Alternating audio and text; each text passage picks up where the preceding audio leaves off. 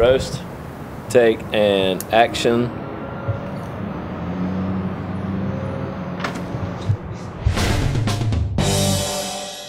We really don't have any clue on how many people are going to come to this thing because we sent an invitation, what, Thursday last week?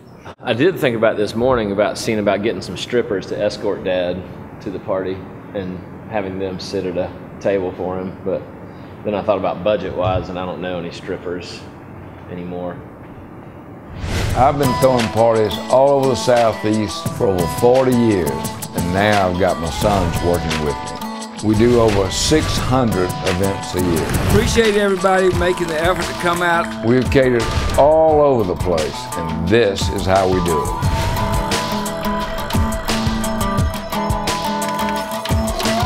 Well, you know, I've done a lot of roasts, and when I say done them, I've catered them and been there and watched them from beginning to end. To have a party that's done where I can't fix it is unusual. And thinking about it all week, it kept going over in my head. How would I do it? How would I do it? I really did back off from it and say, don't put your 2 cents in there, Lee, and see what happens. So, Ashley, thank you for coming in today. I understand you have some issues with your family you'd like to discuss. Are you comfortable? I'm pretty comfortable. Can we get you anything? I got a cocktail, but maybe later. Excellent, excellent. So I understand that you've been a part of roasting your father. Tell me a little bit about the party, just maybe the theme. Let's start from the beginning.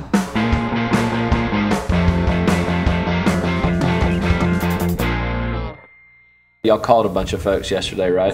What kind of response are you looking at? We checked it this morning and there was 134 that were saying yes. Do you feel a need to roast your father? Yeah, don't you? He's been a patient of mine too, and he is not patient. I didn't say he was patient. He was a patient of mine. To escort him down there, we should talk to Wilfong, see if he can deliver him in a cool car. Does he have a hearse?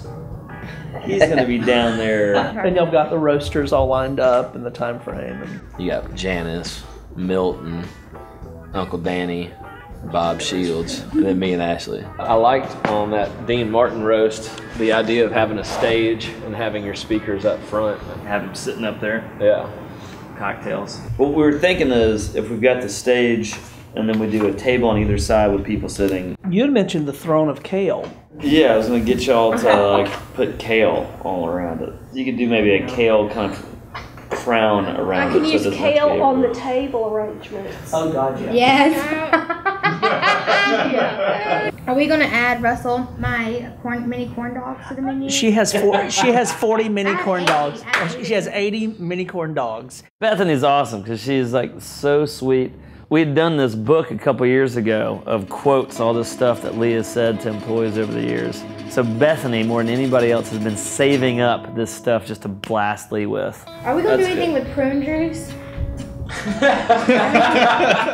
feel like you've been saving that one for a while. Are we doing anything in the bathroom? Like mints all unwrapped in a dish? Lee gets really angry when people put those in the bathroom, like not wrapped. You know, like. Sold. You didn't have me until you said he got really pissed about it. Then. I'll bring some dead plants from home. Because Lee always gets on to me about my dead plants and how the Japanese people were put into coffins and outside, and that's what I do to my plants and let them rot. I mean, he's told me that so many times. Like he has, as he even said to me in front of Meredith the other day. Sometimes you sound more like family than I feel.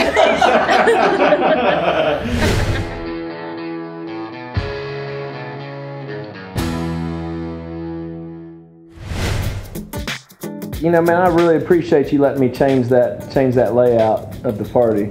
And I think we communicated really well on that. Bring this pipe and drape across in here somewhere, and then you've got all of this space that has better sight lines for the stage and the talk. So what do you think about that idea? Yes. All right, cool. I'm really excited about this new layout. It's amazing how much that can make a difference for me. You know what I'm coming to peace with a little bit is, you know, this isn't quite as tacky as I was thinking, you know, but... It's not tacky enough? Yeah, not Oh, yet. you haven't seen what I'm about good. to do. Okay, good. I like it. I like it. Well, I saw this nice silver stuff, and you know, it's like what we just used the other night. So It's going to be full of dead flowers and fake daffodils. love it. Okay. Cool. Hey Doc, can you tell me about the barn? It's a great place. Why do we keep ending up in box trucks in the middle of the night looking at stuff? My question is, why don't we end up there more often? My question is, how do we make money then so that we can end up there more often?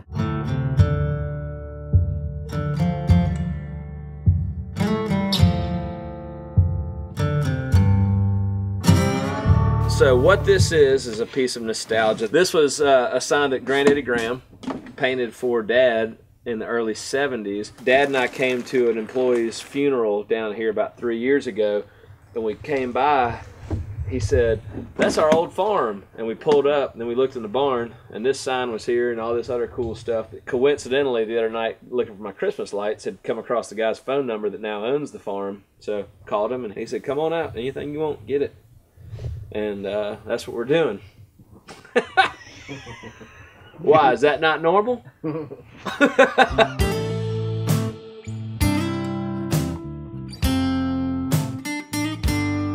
Here comes Mr. Z Massey. Hey, how's it going? Z Daniel, good to see you again. See you again. Yeah, man. Oh, you found it. Yeah. Like I said, I didn't know what was in here or where it was. Yeah. So what are you doing tomorrow night? You want to come to a party?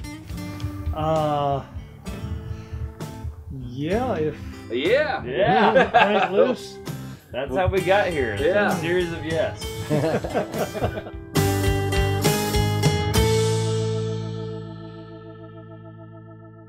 What's the best Lee story?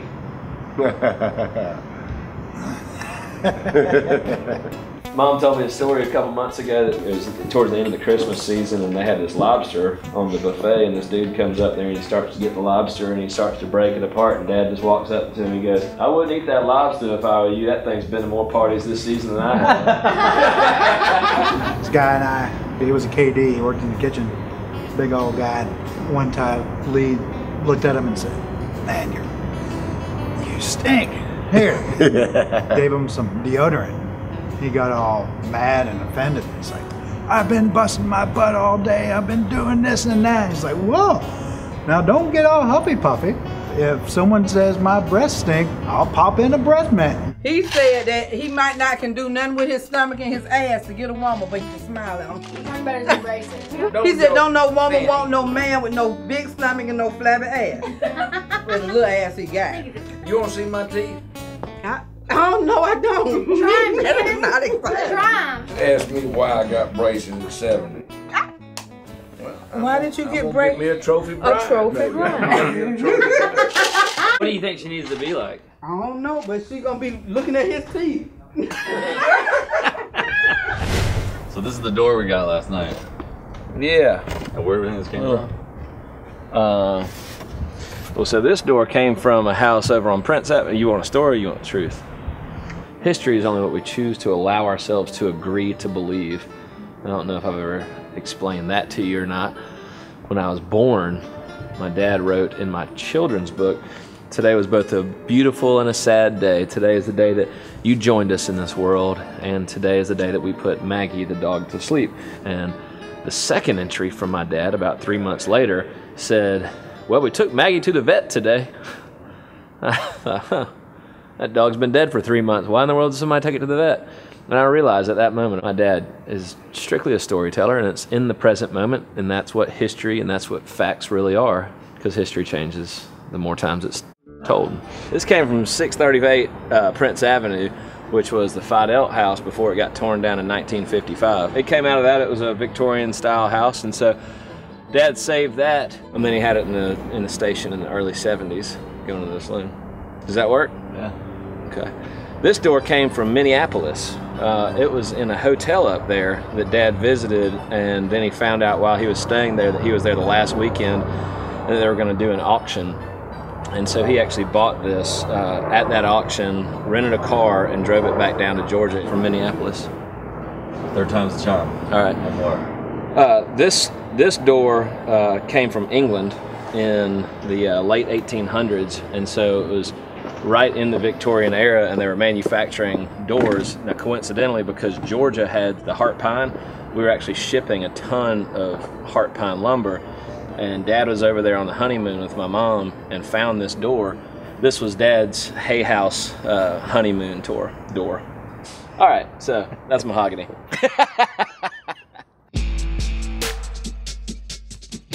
Well, I was thinking, you know, he's getting older, Bed of Roses, then I was thinking Game of Thrones, and then I was thinking Throne of Kale. Oh, this is where the kale idea came from. Yeah, Lee is all about the kale. Loves that kale. Loves the kale.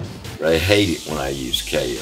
You know, they think it's so 70s. And here they surrounded me with kale. We could make him a mattress, stuff it full of kale, just to like put in his house one day. He'd be so happy.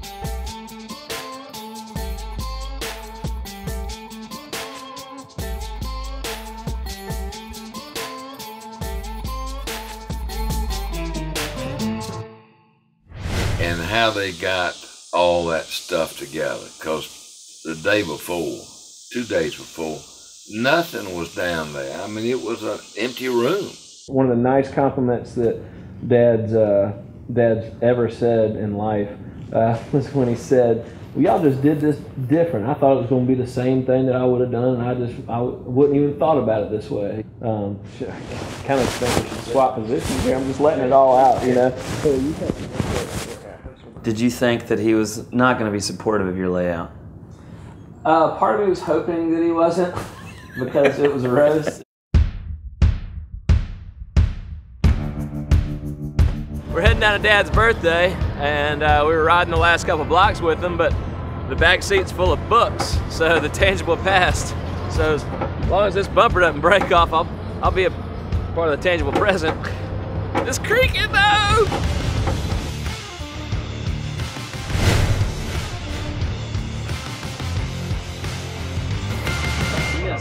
Oh Lord, here we go. Here we go. Public notice of film.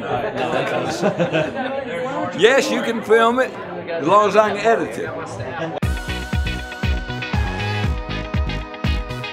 When I walked in and saw it broken up into sections, it totally surprised me as I moved from one place to the other. And that's the way I like a party. I like it to progress so that you have experience. Johnny! Thank you, brother. Thank you. It looked like they cleared out the whole warehouse and bought every piece of stuff we had on it. Where did y'all find that? We went down to your old farm last night about 10 o'clock at night. Really? And we was down there? When I saw the station sign from our restaurant that I'd done back in the 70s, how in the heck they ever thought about getting it. That's where it all began. All the catering and the restaurant business, the whole deal, all began down at the station. The oldest living waiter in the station. You can phrase it that way, or you can phrase it the longest reigning employee of Lee Epting. Fair enough? Well, cheers. It was very sentimental in more ways than one. I said if it's a roast, I'm going to bring the candle in. Fair enough. How you doing? Nice to see you. I've seen you a lot on television. Now I get to actually. This is all there is. I'm sorry. You know, it was really cool to see Osip there with Comcast. Cheers to you. Thank you, sir, for all you do. We really appreciate all the guidance, all the help and support, man.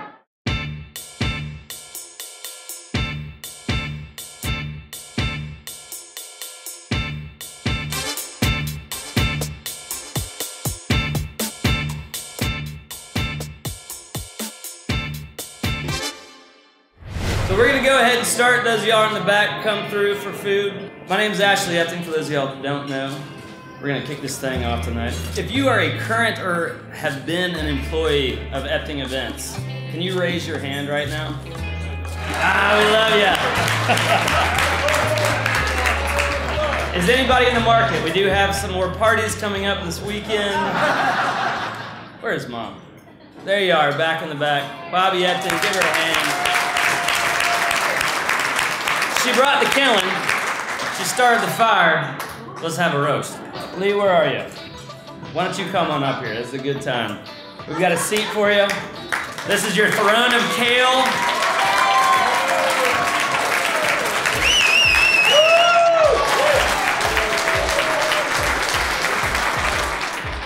And I will pass it now on to my brother, none other than Daniel Epting.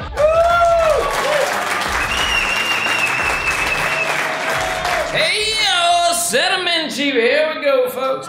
Ashley and I have been working for weeks and weeks on our speeches and everything. We got it all figured out. What we decided is that he is so worked up about all the inventory that the only way that we could start 2015 right is to invite a bunch of people to come eat a bunch of leftovers. So, this damn tenderloin's gone out 3 times in the last week. So welcome to our childhood. This is... God, prime rib again. This is terrible. Ladies and gentlemen, our first guest speaker this evening is somebody that y'all have seen around town for decades and decades. Mr. Milton Leathers. Milton Leathers, who's one of my oldest friends, started it off. You know, I tell you.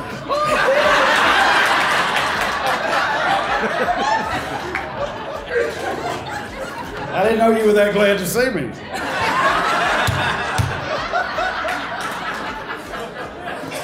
Oh, this is a great podium. Look at this podium.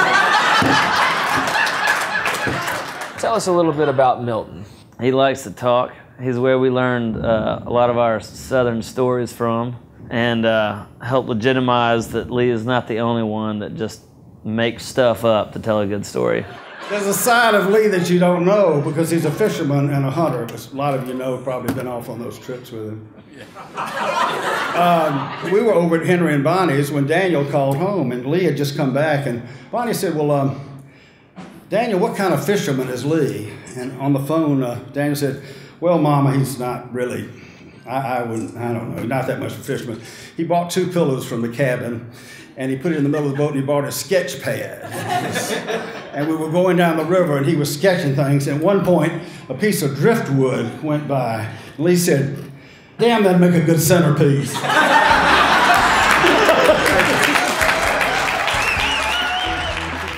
Things that people said and how they said, I mean, Danny, my brother, is a great public speaker. But when he gets on a roll and gets going, he's so honest that you don't know exactly how it's going to come out. There's always been a lot of confusion about our names. You know, his last name is Epting and my last name is Daniel. So how in the hell can you be a brother to him? Well, believe it or not, we had the same mothers. And I say that with tongue in cheek. It's hard to believe we had the same mothers. We produced that and this. You won't believe this. Lee was up for Father of the Year. Did y'all know that? Well, here's the deal. The committee came out to the Hill to check things out to make sure everything was okay so they'd know they'd made the right decision. Well, Lee was nowhere to be found. And this is like 6 o'clock in the afternoon. And Daniel was up on the top of the roof with a dirty diaper. Ladies and gentlemen, y'all just met Dad's blood brother. Now y'all gonna meet one of me and Ashley's blood brothers. But the cool thing is I picked somebody that was about the size of this guy back when he only had the 2 cutouts in his hair. And you will see some of that attire here tonight. Ladies and gentlemen, let me introduce our friend, Mr. Pete Edward Carson. How about that guy that dropped the F-bomb, introduced the F-bomb to the world? When Pete Carson got out there and let the F-bomb drop, I was glad we weren't at one of those fundraisers where you pay to go to and you got to be so correct, because he told it like it was. After hearing several of these stories, it's very clear to know why Daniel and Ashley are so up. I love the fact that he busted out that suit of Dad's from 1976 or something like that. Yeah. That was a fine suit he was dressed in. How in the world they found that, I don't know. This is a suit that was Lee's from the 70s. So. Good thing it's a black sheet because the whole crotch area is covered up right now, and I can fill it out a little bit better than Lee did back in the day. You know, I remember that suit like it's yesterday. I remember when I bought it. I remember loving to wear it. And I also remember growing out of it. Lord of mercy. You know, we've had so many great influences in our life and people that came and went, and we've seen so much turnover, but there's a couple that have been always around. My mama is basically his mama, and thank you so much all these years for taking care of my mama. Because Miss Virginia loves him. He's almost blood. When it comes to everything, call Lee. Lee'll do it. Call Lee. Lee'll do it. Then all of a sudden, Lee'll come in with something. She says, well, you're not blood. There's so many essence that we could pick up from Lee. There's, you know, there's food, there's the houses and things he's done. But here's one that might sum up working for him. Hey, you, put that over there.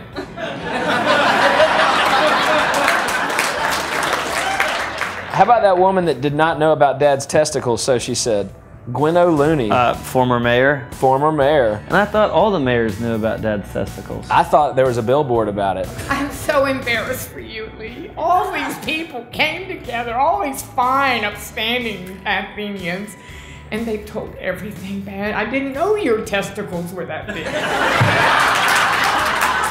You never know what Gwen's gonna do. Gwen O'Looney, I love the fact at the end that she gave Dad a key to the city. I could tell you 100 stories, and all of them would be a testimony to the class that Lee Epting has brought to the classic city.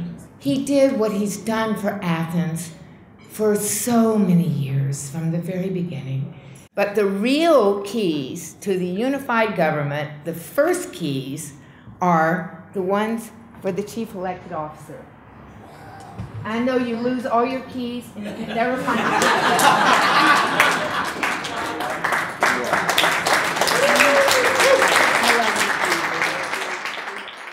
How about our other speaker, Miss Witcher? What do you think about the woman that, speaking of Dad spanking us, also spanked you, not me. I was a saint. Tell us about Janice. She acts like she don't want to talk, and then she will take the mic and roll with it. Janice Witcher, good gracious alive. When she got up there, she just stole the show. So Dad proves the German side of our family because he's very abrupt in his language. And there's been one woman in all these years that has been able to take it, and she'll scream and cry. But hilariously, the other day, she screamed and cried and said, "I quit!" and ran out the door and realized she had lent her sister her car. And she snuck back in the kitchen.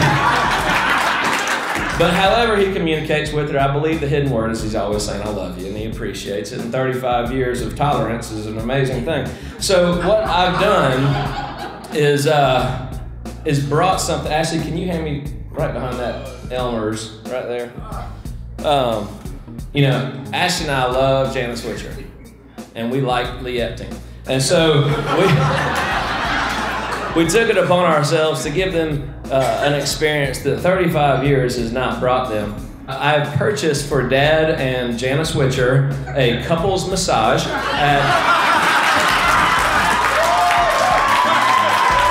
May you sanctify your relationship, ladies and gentlemen, Miss Janice Witcher.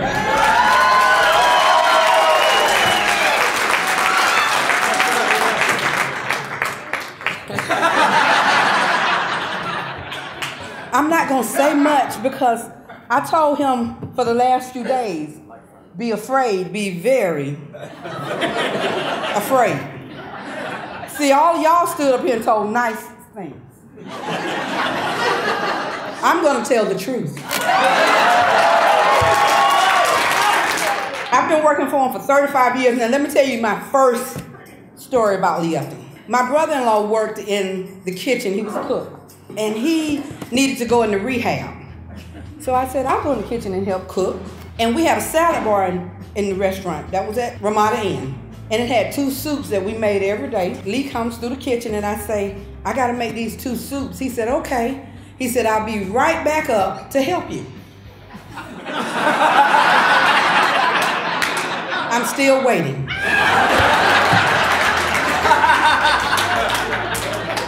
So when he finally got back and tasted the soup, he said, I sure can cook, can I? And for 35 years, he's been cooking just like that.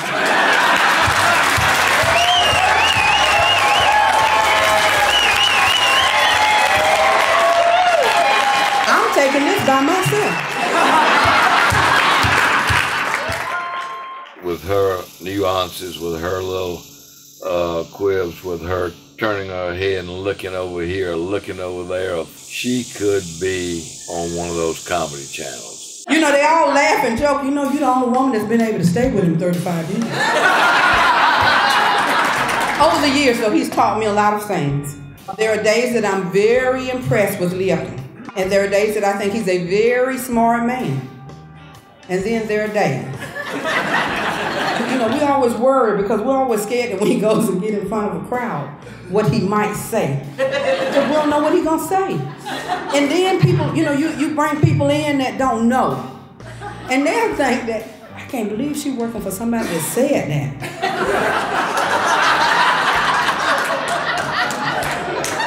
And then I have to say, you're right.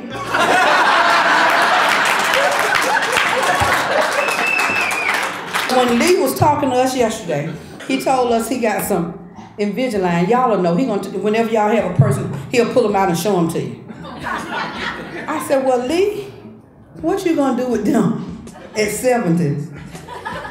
He said, I'll be able to get me a trophy wife.